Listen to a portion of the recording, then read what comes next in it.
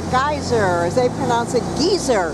The old geysers. Now, if you really want to see a geyser field, you go to Chile, to the Atacama Desert, and visit the Tatio Geyser Field.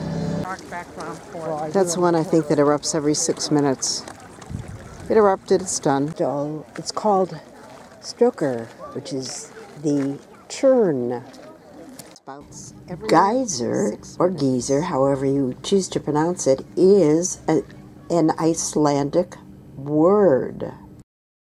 The Great Geysir has been dormant since 1916 when it stopped spouting.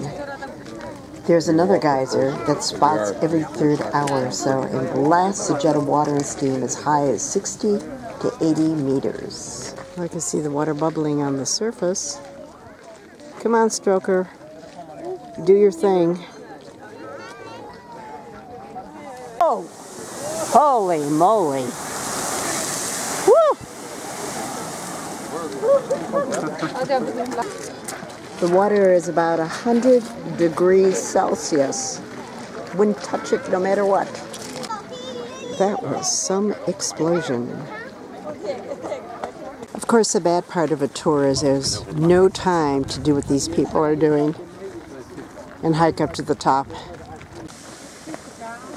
It wasn't 6 minutes. It's off. It's off schedule.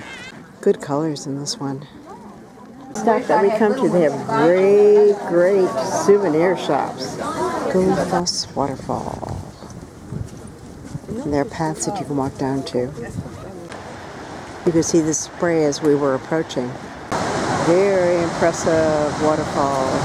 Guilfoss Golden Waterfall is Iceland's most famous glacial waterfall, and its water carries much sediment carved off the earth and is a brownish color, which is why they call it gold, only on a sunny day when plunging down 2-step falls and into the 96-foot deep crevice.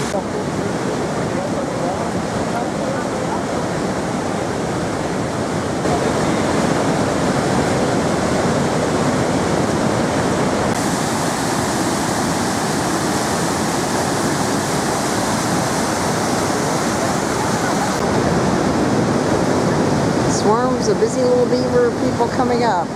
She was back at the edge. People fall off and die and get killed. They pay no attention. They think they're invincible. They do that all the time. There's a theory about the name that there was a farmer who had plenty of gold and could not bear the thought of someone else possessing it after his lifetime, and he placed all the gold in a coffer and threw it into the waterfall.